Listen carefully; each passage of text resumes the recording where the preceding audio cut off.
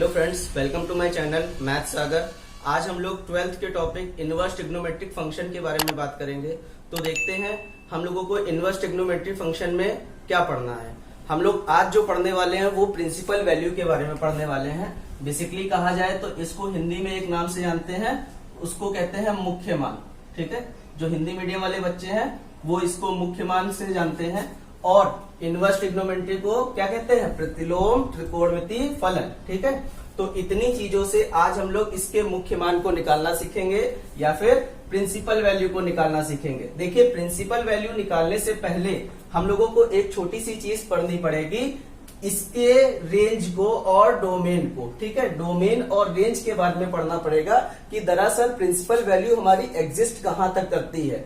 ये दरअसल ये सारे जो डेटा होते हैं वो सारे इसके ग्राफ से आते हैं, लेकिन अभी आपको क्या करना है, इसके डेटा को याद कर लेना है कि इसकी रेंज जो है वो माइनस, जैसे यहाँ पर अगर हम साइन इनवर्स के बारे में बात करते हैं, जैसे देखिए इनवर्स ट्रिग्नोमेट्री फंक्शन में जैसे साइन इनवर्स हुआ, तो साइन इनवर्स में जो डोमेन होता है वो -1 से 1 के बीच में एग्जिस्ट करता है, और रेंज जो होती है वो -π/2 से π/2 के बीच में एग्जिस्ट करती है।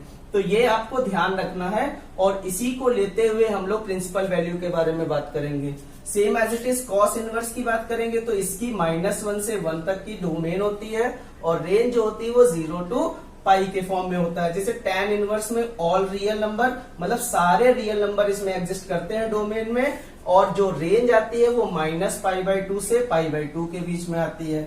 जैसे कॉट इनवर्स की बात करें तो r इसकी रेंज होती है, और 0 to पाई इसकी क्या होती है, सॉरी इसमें रेंज जो होता है वो 0 to पाई होता है, और डोमेन r होता है। इसी तरह से सेक इनवर्स और कॉसेक इनवर्स का यहाँ पर दिया हुआ है। ठीक है, आप देख सकते हैं और इसको नोट कर सकते हैं।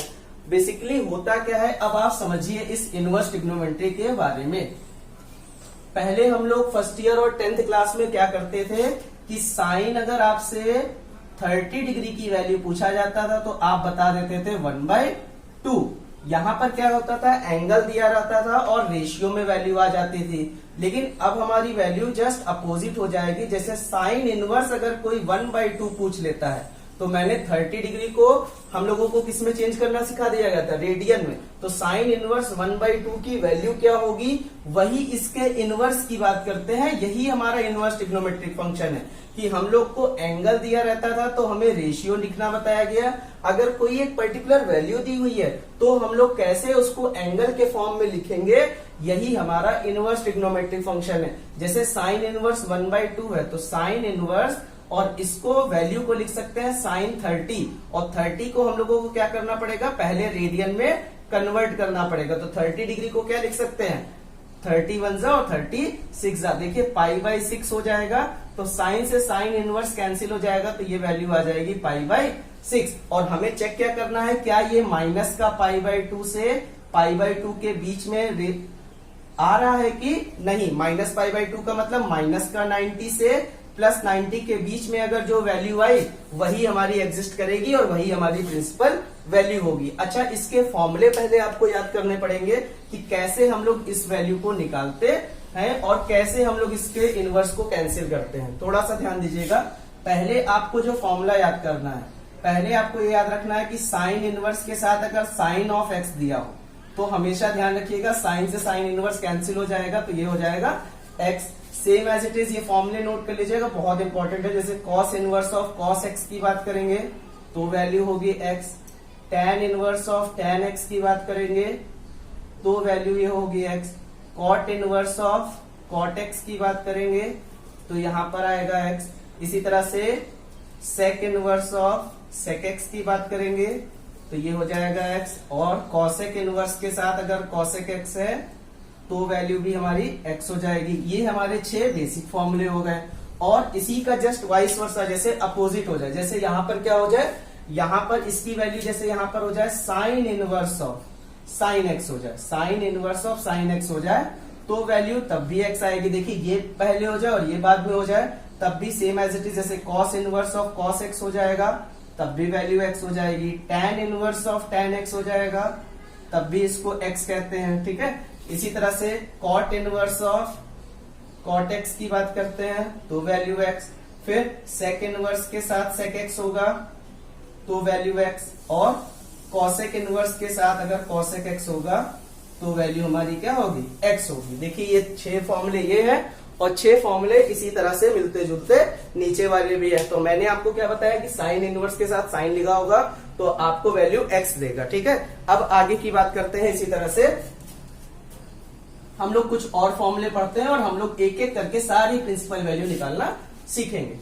सपोज कर लीजिए आपके पास दिया हुआ है कि साइन इनवर्स के साथ अगर कभी भी एंगल में माइनस एक्स दिया है, एंगल में माइनस एक्स दिया है, तो आप हमेशा करेंगे क्या, minus of sine inverse x करेंगे।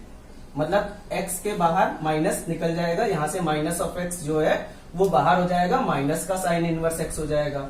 इसी तरह से cos inverse of minus x जो होता है वो बहुत इंपॉर्टेंट फॉर्मूला है, pi minus cos inverse x होता है, pi minus cos inverse x होता है। सेम एज इट इज यहाँ पर देखिए इसमें क्या है, tan inverse of minus x minus tan inverse x होता है, लेकिन cot inverse of minus x जो होता है वो फिर से pi minus cot inverse x हो जाता है।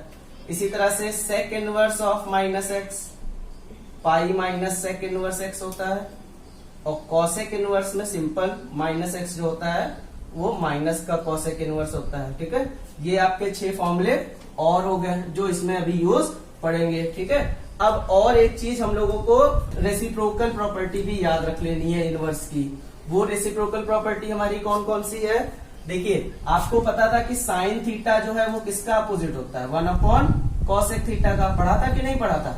अब इसी तरह से इसमें इनवर्स के फॉर्म में एंगल जो होते हैं वो अपोजिट हो जाते हैं। जैसे साइन इनवर्स ऑफ एक्स दिया है तो साइन इनवर्स एक्स का जो अपोजिट होता है वो होता है कॉसेक इनवर्स, और मैंने क्या कहा, एंगल बदलेगा 1/x। तो देखिए ये कॉसेक इनवर्स 1/x हो गया। सेम एज इट इज अगर कॉसेक इनवर्स x की बात करेंगे तो ये साइन इनवर्स 1/x हो जाएगा, ठीक है।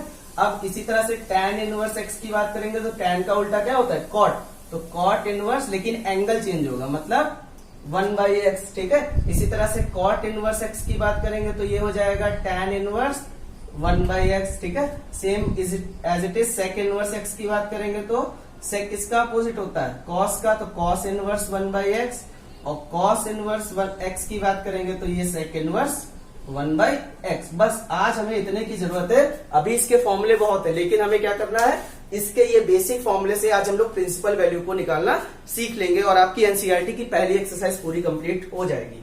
देखते हैं अब यहाँ पर हम लोग अपने पहले क्वेश्चन की बात करते हैं। क्या कहेगा, find the principal value of the following, या फिर कहेगा कि दिए गए का मुख्य मान ज्ञात कीजिए। तो देखिए यहाँ पर आपको पहले बेसिक चीज याद है कि नहीं याद है, कि भाई आप साइन 0 डिग्री 30 डिग्री 90 डिग्री ये सब वैल्यू अगर आपको नहीं याद है तो आप हमारी पुरानी वीडियो में जाके इसकी सारी वीडियो मतलब की वैल्यू को निकालना सीख सकते हैं। तो एक बार आप उसको देख जरूर लीजिएगा जिससे आपको ये पता रहे कि इसकी वैल्यू क्या होती है, ठीक है। तो हम लोग अपने पहले क्वेश्चन की बात करते हैं, जैसे cos इनवर्स 1/2।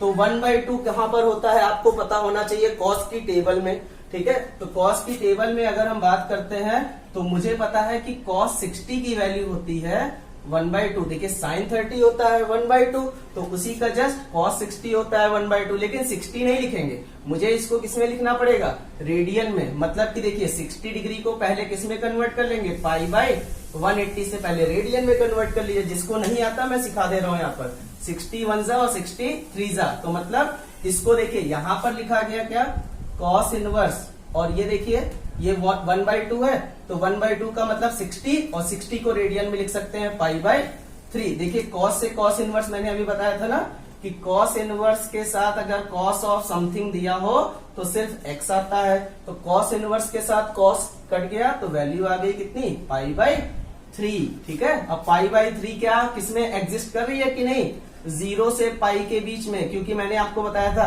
इसकी रेंज जो है वो 0 और पाई के बीच में होती, मतलब 0 मतलब 0 डिग्री और पाई मतलब 180, और पाई 0 और 180 के बीच में ये π/3 मतलब 60 डिग्री तो एग्जिस्ट करेगा ही करेगा। तो मतलब यही इसकी क्या हो गई, प्रिंसिपल वैल्यू। अगर ये इसमें एग्जिस्ट नहीं करता तो ये इसकी प्रिंसिपल वैल्यू ना होती। इतनी बात सबको समझ में आ गई।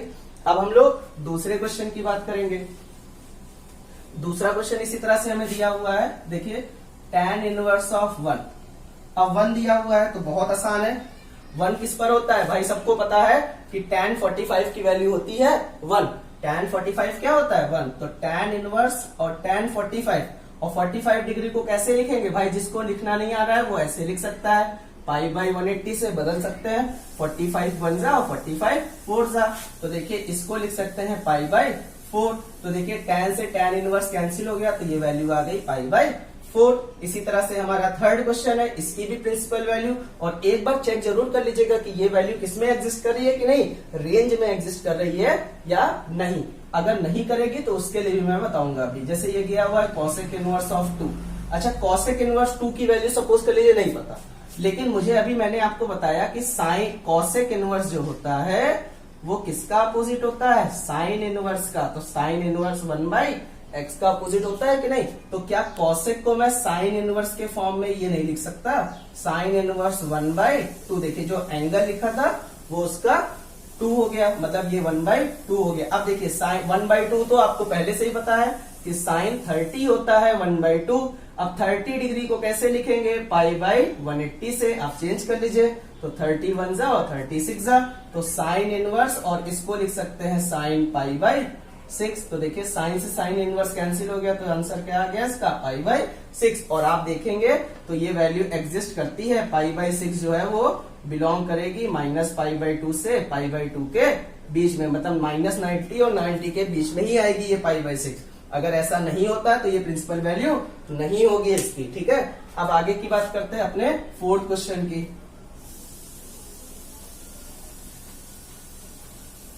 फोर्थ क्वेश्चन में क्या है हमारा, अब देखिए यहाँ पे हमारी वैल्यू आ गई साइन इनवर्स ऑफ -√3/2। अब माइनस अंदर आ गया, अब माइनस आ गया तो कोई दिक्कत नहीं। अभी हम लोगों ने क्या सीखा था कि साइन के अंदर अगर कोई चीज माइनस में आती है तो साइन इनवर्स में वो चीज क्या हो जाती है, माइनस बाहर हो जाएगा, आगे वो थीटा लिख दिया जाएगा, ठीक है।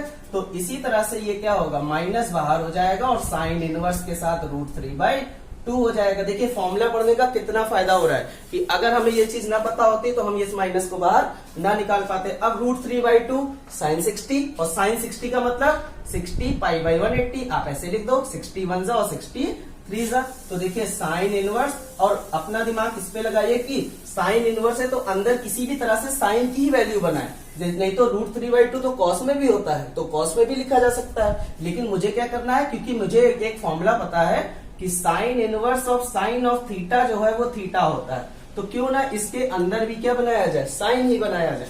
तो इसका मतलब sine inverse of sine theta की वैल्यू क्या है, साइन π/3, क्योंकि ये होती है √3/2 पे। तो देखिए साइन से साइन इनवर्स फिर से कैंसिल, तो ये आ गया -π/3, ठीक है। इतनी चीजें आपको समझ में आ रही होगी। अब हम लोग अपना फिफ्थ क्वेश्चन देखते हैं। फिफ्थ क्वेश्चन क्या है, देखिए जरा सा, देखिए बहुत अच्छा क्वेश्चन है और कई बार एग्जामिनेशन पूछा भी है ये क्वेश्चन। जैसे cos इनवर्स ऑफ -√3/2 प्लस π/6। अब कोई माइंड ये लगाना है कि cos इनवर्स के साथ अगर माइनस होता था, याद करिए cos इनवर्स के साथ माइनस होता था तो क्या होता थी value, pi minus cos inverse of theta, मतलब पाई के साथ cos इनवर्स ऑफ थीटा कर देते थे। तो यही काम इसमें भी करेंगे। इस cos से कोई मतलब नहीं, पहले इसकी बात करें तो cos इनवर्स के साथ अगर माइनस का है तो इसका मतलब होता है pi minus cos inverse of theta, theta है √3/2 प्लस का π/6। अच्छा ये बताइए, ये तो चलिए आ गया। अब cos इनवर्स है तो √3/2 को भी किस में बना दे, cos में बना दे, कि cos से cos इनवर्स हमारा क्या हो जाए, कैंसिल आउट हो जाए। तो आप अगर इसको चेंज करेंगे तो पाई माइनस cos इनवर्स, और इसको लिख सकते हैं cos 30 डिग्री, और 30 का मतलब होता है π/6, ठीक है। अगर आपको टेबल नहीं याद है तो आप पिछली वीडियो में जाके टेबल पहले सीख लीजिए इसकी। हमने इस वीडियो में इसकी टेबल हमने पिछली वाली वीडियो में सिखाया हुआ है। तो cos से cos इनवर्स हट जाएगा, तो cos पाई माइनस π/6 प्लस π/6। तो देखिए π/6 माइनस का प्लस का कैंसिल आउट हो गया, और cos पाई, अब cos पाई तो सिंपल वैल्यू है, और cos पाई क्या होता है, cos